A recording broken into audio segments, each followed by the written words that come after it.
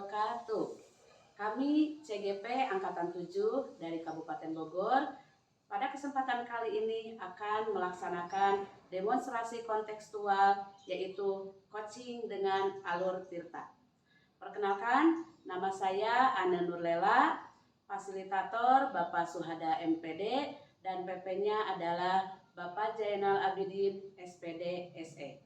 Dan perkenalkan, kedua rekan saya adalah saya Dwi Mulia Widianti dengan fasilitator Bapak Rudianto MPD dan pengajar praktik Bapak Solahuddin Al-Ayubi SEI MPD. Saya Erni Sukmayanti dengan fasilitator Bapak Suhada MPD dan pengajar praktik Bapak Jainal Abidin SPD SE.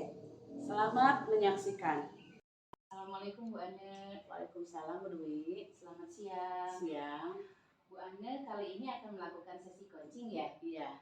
Baik, dengan coachingnya Bu Erni ya? Iya. Baik. Kompetensi coaching apa yang ingin Ibu kembangkan pada kesempatan ini? Pada kesempatan kali ini saya ingin mengembangkan 3 kompetensi inti, yaitu present, kehadiran penuh, yang kedua mendengarkan secara aktif, yang ketiga adalah mengajukan pertanyaan yang berbobot. Apakah ketiga kompetensi itu ingin saya observasi? Iya Bu, 3-tiganya. Baik, saya ingatkan kembali untuk alur Tirtanya jangan sampai terlewatkan, mulai dari menetapkan tujuan, mengidentifikasi masalah, rencana aksi, dan tanggung jawab. Iya, baik Bu. Selamat melaksanakan coaching Bu Ani. Ya, terima kasih Bu Dwi. Ya, Assalamualaikum Bu Erni. Waalaikumsalam Bu Ani. Selamat siang. Selamat siang juga. Bagaimana nih kabar Bu Erni hari ini? Baik? Alhamdulillah Bu baik. Tapi kok kelihatannya Bu Erni sedang galau ya? Kelihatan dari raut mukanya Bu Erni seperti ada yang dipikirkan. Sampai-sampai saya melihat kok muka Bu Erni pucat. Sepertinya ada masalah ya? Iya sih Bu, tadinya sih saya nggak mau ngomong ke Ibu ya, tapi saya juga perlu bantuan nih Bu sebetulnya ya. Sebenarnya saya punya masalah. Masalahnya itu seperti yang Ibu ketahui, saya ditunjuk menjadi ketua panitia perpisahan untuk kelas 12 nih di sekolah. Tapi saya juga bingung Ibu, karena saya juga harus mengerjakan tugas-tugas yang dari awal sudah saya dapatkan itu Bu. Jadi gimana ya caranya supaya saya bisa fokus? Seperti itu. Jadi Bu Erni ditunjuk menjadi ketua perpisahan kelas 12 dan Bu Erni ingin fokus untuk melaksanakan tugas tersebut. Betul Bu, ya betul. Iya. Nah, kira-kira nih supaya Bu Erni fokus dalam melaksanakan tugas tersebut itu harus bagaimana? Saya biasanya ya Bu ya, saya tuh kalau fokus, saya tidak mudah diganggu gitu. Apalagi kalau ada distraksi apapun, insya Allah sih saya tidak mudah terganggu. Itu yang bisa membuat saya fokus Bu. Oh seperti itu. Jadi Bu Erni itu bisa fokus kalau Bu Erni itu merasa tidak terganggu seperti itu. Iya betul. Ya. Nah, kira-kira sekarang nih kan Bu Erni mau menjadi ketua dalam acara perpisahan. Nah, yang mengganggu Bu Erni tidak fokus dalam kegiatan tersebut apa? Yang mengganggu saya tidak fokus itu kalau ada suatu kejadian di luar dugaan saya Bu. Misalnya kalau ada pekerjaan yang tiba-tiba mendadak gitu. Seperti itu. Nah, kalau ada pekerjaan yang mendadak, reaksi Bu Erni itu seperti apa? Paling saya akan melakukan pekerjaan yang mendadak dulu ya Bu ya. Selanjutnya saya akan mengerjakan pekerjaan yang sudah ada. Seperti itu, luar biasa ya Bu Erni. Jadi Bu Erni akan melaksanakan pekerjaan yang mendadak terlebih dahulu. Lalu Bu Erni akan melaksanakan tugas yang berikutnya mungkin ya. Betul. Ya. Nah kira-kira nih ada event apa nih sekarang yang akan dekat dilaksanakan oleh Bu Erni? Ada sih Bu, minggu depan kali ya. Seperti itu. Event apa tuh? Eventnya yaitu ya menghadapi perpisahan itu. Seperti itu. Nah berarti di event tersebut apa yang Bu Erni akan lakukan? Ya saya akan mencatat Bu, supaya saya itu tidak lupa gitu ya tentang kegiatan yang akan dilakukan. Biasanya saya lupa sih orangnya ya Bu. Gitu ya. Berarti luar biasa ya ide Bu Erni. Bu Erni akan mencatatnya dan Bu Erni juga akan tenang dalam menghadapi masalah di pekerjaan Bu Erni, di tugas tambahan Bu Erni menjadi ketua panitia perpisahan. Nah, berarti sekarang sudah ada solusinya ya. Nah, bagaimana nih sekarang perasaan Bu Erni setelah Bu Erni meluapkan permasalahannya terhadap saya gitu? Alhamdulillah Bu, sekarang perasaan saya sudah lebih tenang ya, sudah lebih baik gitu kan, tidak seperti di awal tadi. Saya mengucapkan terima kasih terhadap Ibu ya Bu ya, telah membantu saya di dalam menerima curhatan saya. Iya, sama-sama Bu Erni ya. Mudah-mudahan apa yang direncanakan Bu Erni, ide Bu Erni untuk menghadapi permasalahan berjalan dengan lancar.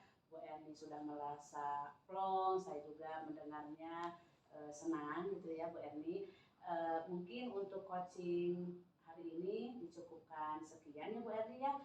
Nah saya juga tidak sabar nih menantikan cerita dari Bu Erni di event yang akan Bu Erni lakukan dan rencana yang Bu Erni akan lakukan. Baik Bu, terima kasih ya Bu ya. Ya sama-sama Bu Erni. Assalamualaikum. Waalaikumsalam warahmatullahi wabarakatuh. Baik Bu Ana, terima kasih atas kegiatan coaching yang sudah Bu Ana lakukan pada kesempatan ini.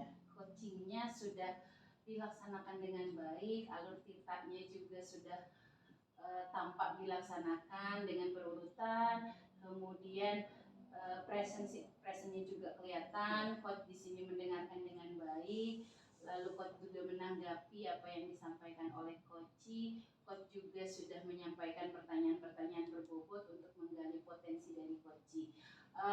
Ada yang ingin saya tanyakan, apakah tujuan dari coaching kali ini sudah tercapai? Sudah Bu. Baik ya, sudah ada solusi ya? Sudah. Apakah masih ada kompetensi lain yang ingin Ibu Ana kembangkan? Mungkin yang ingin saya akan kembangkan yaitu di presentnya supaya saya bisa hadir penuh dalam sesi coaching. Oke, baik ya. Pada coaching ini prinsipnya sudah sesuai dengan prinsip coaching ya yang saya amati, yaitu kemitraan, di mana sudah terlihat percakapan yang kelihatannya akrab, ya relay, komunikasinya dua arah, kemudian proses kreatifnya juga muncul dengan menggali dan memberikan pertanyaan-pertanyaan berbobot untuk menggali ide-ide dari yang menjadi coaching. Nah, mungkin itu yang bisa saya sampaikan hasil observasi hari ini. Terima kasih Bu Ana. Assalamualaikum warahmatullahi wabarakatuh. Waalaikumsalam warahmatullahi wabarakatuh. Selamat siang Bu Dia. Siang Bu Erni. Sekarang akan melakukan kegiatan coaching dengan coachingnya yaitu Bu Ane. Tolong diingat ya, di dalam melaksanakan kegiatan coaching ini ada 3 kompetensi inti yang harus dilakukan oleh seorang coach. Yang pertama adalah melaksanakan present, yaitu kehadiran penuh. Yang kedua, mendengarkan aktif dari coachingnya. Dan yang ketiga adalah mengajukan pertanyaan berbobot terhadap coaching. Tolong diingat pula, di dalam melakukan coaching ini harus ada alur tirtanya yang meliputi tujuan, identifikasi, rencana aksi, dan tanggung jawab. Dan tolong ingat pula, jangan sampai terlewatkan alur-alur tirta tersebut di dalam melaksanakan coaching. Selamat melaksanakan coaching. Baik, saya akan langsung mulai untuk melakukan coaching dengan Ibu. Assalamualaikum Ibu Ana. Waalaikumsalam Bu Dian. Apa kabarnya nih? Alhamdulillah baik. Gimana nih Bu Dian kabarnya? Alhamdulillah baik. Mudah-mudahan senantiasa sehat selalu ya Bu Ana ya. Iya, amin ya rabbal alamin. Kemarin Bu Ana berkabar nih lewat WhatsApp kepada saya, katanya pengen ketemu hari ini, pengen ngobrol. Ada apa nih gerangan Bu Ana? Iya nih, kemarin saya itu chat Bu Dian WA. Ada yang mau dibicarakan, lagi galau ini. Kalau kenapa nih Bu Ana? Ini ada permasalahan Dian dengan murid saya kelas 9E. Boleh diceritakan Bu Ana permasalahannya apa nih? Permasalahannya begini Bu Dian. Ketika pembelajaran bahasa Sunda di kelas 9E kok rasanya beda dengan kelas-kelas yang lain. Kalau kelas yang lain itu antusias, tapi di kelas 9E itu anak-anak tidak antusias, tidak ada semangat, tidak ada motivasi untuk belajar bahasa Sunda seperti itu, Bu Dian. Oke, baik. Berarti Bu Ana punya permasalahan di kelas bahwa pembelajaran bahasa Sundanya anak-anaknya tidak aktif begitu ya Bu Iya. Ana ya. Oke, apa yang Bu Ana harapkan nih dari obrolan kita hari ini? Saya harap anak saya khususnya di kelas 9E pada pembelajaran bahasa Sunda lebih aktif, semangat, ada motivasi juga untuk belajar bahasa Sunda. Baik, jadi tujuan dari obrolan kita hari ini inginnya anak-anak kelas 9E itu pada pelajaran bahasa Sunda lebih aktif ya, lebih antusias lagi. Oke, baik. Sebelumnya metode apa yang sudah Bu Ana lakukan di kelas? Metodenya saya itu berupaya menggunakan model pembelajaran. Contohnya saya pernah melaksanakan pembelajaran dengan model jigsaw. Terus saya juga mencoba untuk ice breaking dulu sebelum pembelajaran. Nah, yang terakhir saya juga sudah mengimplementasikan pembelajaran berdiferensiasi. Nah, akan tetapi si anak itu masih belum antusias. Apakah karena pembelajaran bahasa Sunda itu berada di jam rawan, yaitu di jam pelajaran terakhir, atau gimana gitu? Saya juga kurang begitu memahaminya, Bu Dian. Baik, jadi sebetulnya Bu Ana sudah melakukan berbagai metode ya dalam proses pembelajaran, bahkan sudah berusaha menciptakan pembelajaran yang menarik tadi ya, karena ada ice breaking-nya. Menurut Bu Ana, apa penyebabnya sih anak-anak di kelas 9E ini menjadi kurang antusias? Penyebabnya yang pertama sepertinya yang tadi saya utarakan, pembelajaran bahasa Sunda itu berada di jam terakhir, jam rawan, mungkin anak-anak sudah lelah. Yang kedua, sepertinya anak itu terlalu dominan ke gadget. Karena pernah saya lihat kurang lebih 2 atau 3 kali saya melihat anak-anak itu di belakang pada main game, pada mabar. Si anak itu fokus aja ke gadget, padahal saya udah masuk ke kelas. Baik, berarti salah satu penyebabnya karena memang jamnya berada di jam terakhir ya, yang menyebabkan mungkin anak-anak juga sudah lelah ya untuk mengikuti proses pembelajaran. Ada ide lain nggak yang belum pernah Bu Ana terapkan untuk mengatasi masalah ini? Mungkin ada ide yang lain? Sepertinya saya akan menggunakan pembelajaran dengan puisis. Kebetulan kemarin saya kan ikut forum MDMP. Nah, di forum MDMP itu saya menerima materi mengenai puisis. Nah, ternyata puisis itu ada metode baru. Jadi tidak perlu semua anak menggunakan kuota. Nah, jadi yang perlu kuota itu cuma gurunya. Nah, bisa jadi karena anak cenderung ke gadget, kita gunakan puisis, mudah-mudahan anak tertarik. Nah, cara memainkan puisis yang kemarin saya dapatkan di forum MDMP, jadi guru menyiapkan HP dan laptop untuk men-share pertanyaan. Nah, anak itu untuk memberikan jawabannya dengan menggunakan barcode yang ada di puisis itu. Jadi barcode-nya di print lalu dibagikan ke anak-anak, begitu Bu Dian. Berarti tanpa harus anak menggunakan gadget ya Bu Ana ya? Iya. Jadi kan si anak itu cenderung ke gadget. Nah, ke gadget itu kan anak-anak saya perhatikan asik main game. Nah, sedangkan puisis itu kan game ya. Mudah-mudahan si anak dengan adanya pembelajaran bahasa Sunda dengan menggunakan puisis jadi tertarik gitu Bu Dian. Baik.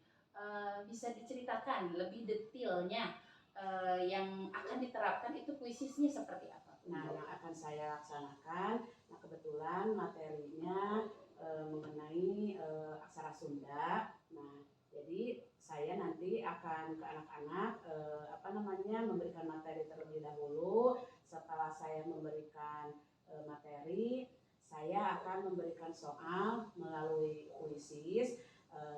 Di situ soalnya merupakan pilihan ganda. Nah, si anak itu nanti saya kasih barcode.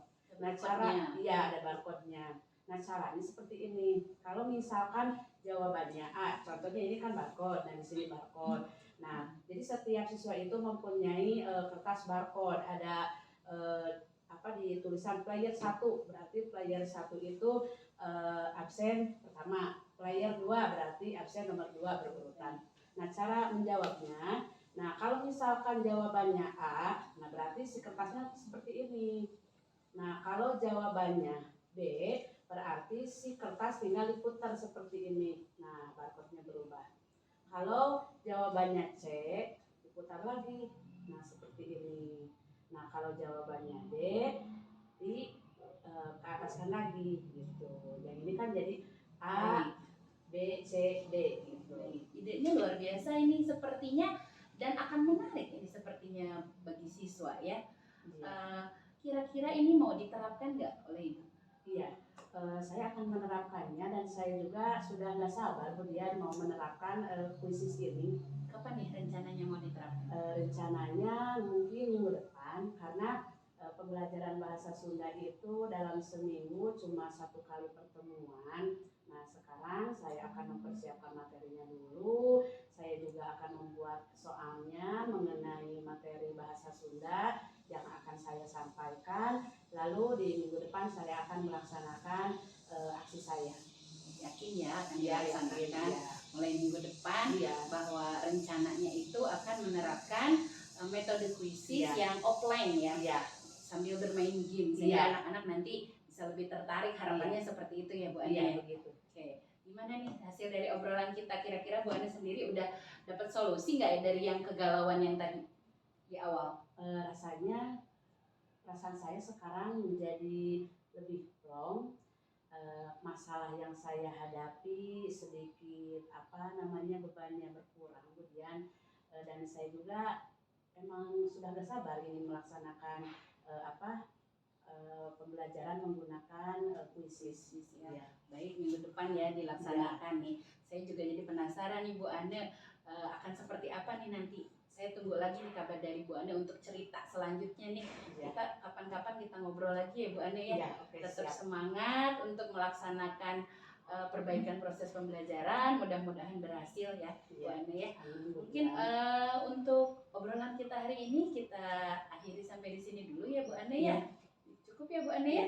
Baik, assalamualaikum warahmatullahi wabarakatuh. Waalaikumsalam warahmatullahi wabarakatuh. Terima kasih Bu Dian. Sama-sama. Terima kasih atas kegiatan coaching yang dilakukan pada hari ini. Kemudian sebagai coachnya dan Bu Ane sebagai coachingnya, yang saya lihat di sini alur ceritanya sudah tampak ya, dari mulai kehadiran penuh sudah ada, coach sudah mendengarkan secara aktif dan memberikan tanggapan terhadap coachingnya, serta coach juga telah mengajukan pertanyaan yang berbobot. Kalau saya ambil skala 1 sampai 5, saya akan memberikan skala 5 terhadap Budian. Terima kasih. Assalamualaikum warahmatullahi wabarakatuh. Waalaikumsalam warahmatullahi wabarakatuh.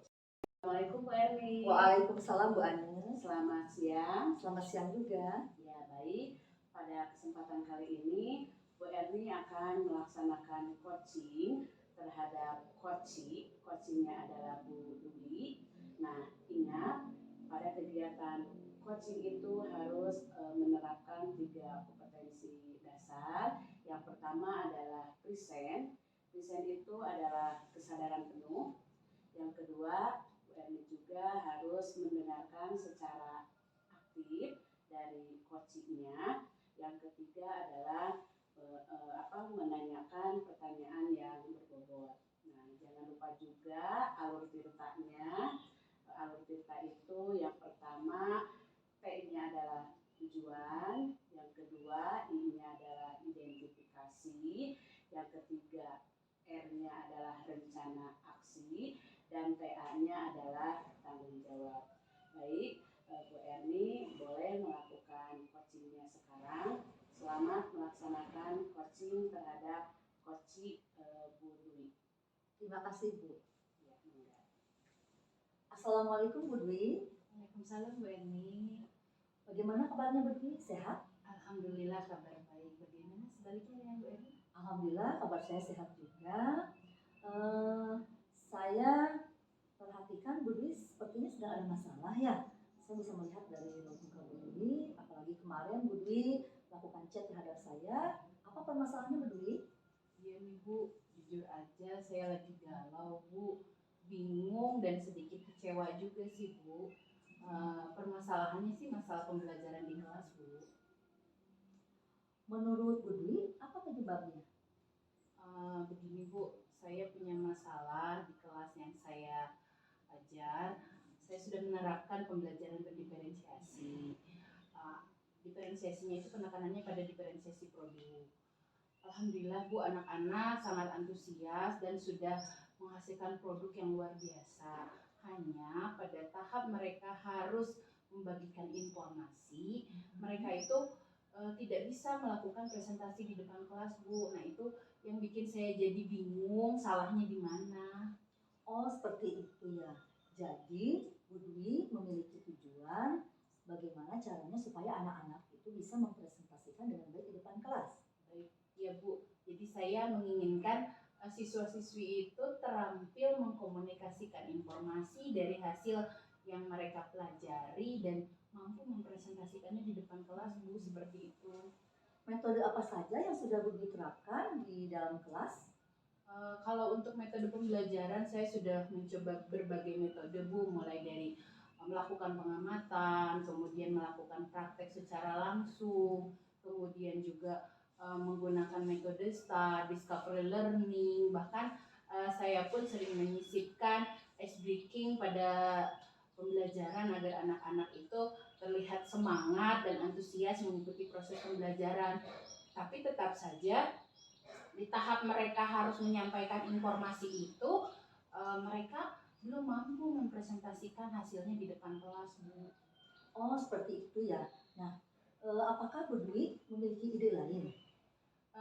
Sepertinya Bu, kebetulan saya kemarin mengikuti MGMP, ada salah satu rekan saya yang berbagi praktik baik, yaitu pembelajaran dengan menggunakan metode window shopping. Sepertinya saya pun ingin mencoba menggunakan metode tersebut Bu di kelas agar anak-anak mampu memberikan berbagi informasi dengan sesama rekannya. Apa yang Bu Dwi pelajari dari Windows Shopping? Pada metode window shopping itu ketika proses pembelajaran misalnya dilakukan awalnya dengan pengamatan, lalu setelah melakukan pengamatan secara berkelompok itu nanti mereka berdiskusi ya Bu. Setelah berdiskusi itu nanti hasil dari pengamatannya itu dibuat dalam suatu produk. Nah produknya itu nanti biasanya kalau pada window shopping itu ditempel di setiap kelompok. Nah nanti siswa lain yang akan berputar Bu, berputar untuk melihat informasi dari setiap kelompok. Nah, hanya saja saya di sini ingin sedikit modifikasi, bukan hanya sekedar ditempel, tapi mereka nanti presentasinya antar kelompok begitu Bu. Mungkin dengan begitu mereka akan lebih percaya diri daripada mereka harus presentasi langsung di depan kelas. Idenya sih seperti itu Bu. Wah, luar biasa sekali idenya. Kapan Bu Dwi akan menerapkan pembelajaran dengan menggunakan Windows Shopping? Sepertinya sih bisa saya lakukan minggu depan Bu, karena mereka kemarin sudah selesai tahap di tahap produk sudah selesai, dan minggu depan itu berarti mereka tinggal mempresentasikan hasilnya. Mudah-mudahan Bu Dwi dapat melaksanakan pembelajaran dengan menggunakan Windows Shopping dan saya yakin Bu Dwi akan berhasil dengan rencana tersebut. Mudah-mudahan sih ya Bu ada hasilnya. Nah, sekarang bagaimana perasaan Bu Dwi setelah mengungkapkan permasalahan? Galaunya sudah hilang nih Bu. Mudah-mudahan solusi yang didapat hari ini bisa saya terapkan dan bisa menghasilkan proses perubahan pembelajaran yang lebih baik. Alhamdulillah ya. Setelah kalau Bu Dwi merasa lega dan plong, nanti setelah Bu Dwi menerapkan pembelajaran dengan metode Windows Shopping ini, saya akan menanyakan kembali bagaimana hasilnya. Baik Bu, nanti saya akan kontak Ibu lagi. Saya juga nanti akan ceritakan gimana proses yang sudah saya laksanakan di kelas. Terima kasih banyak ini Ibu atas waktunya nih, sudah meluangkan waktu untuk saya sehingga saya bisa curhat nih sama Ibu. Iya, sama-sama. Kita tutup saja ya coaching hari ini karena sudah didapatkan solusinya. Baik Bu, kalau begitu terima kasih. Assalamualaikum. Waalaikumsalam warahmatullahi wabarakatuh. Ya, terima kasih atas kegiatan coaching pada hari ini yang dilakukan oleh Bu Erni dan Bu Dwi. Nah, pada kegiatan coaching sudah bagus, alur depannya sudah nampak, di sini juga presentnya juga sudah nampak, mendengarkan dengan aktif dan baik, serta pertanyaan yang diajukan sudah terbobot. Nah, Bu Erni juga sudah bisa menanggapi pertanyaan dari coachingnya. Nah, saya ucapkan terima kasih atas coaching pada hari ini. Hatur nuhun. Wassalamualaikum warahmatullahi wabarakatuh. Waalaikumsalam warahmatullahi wabarakatuh.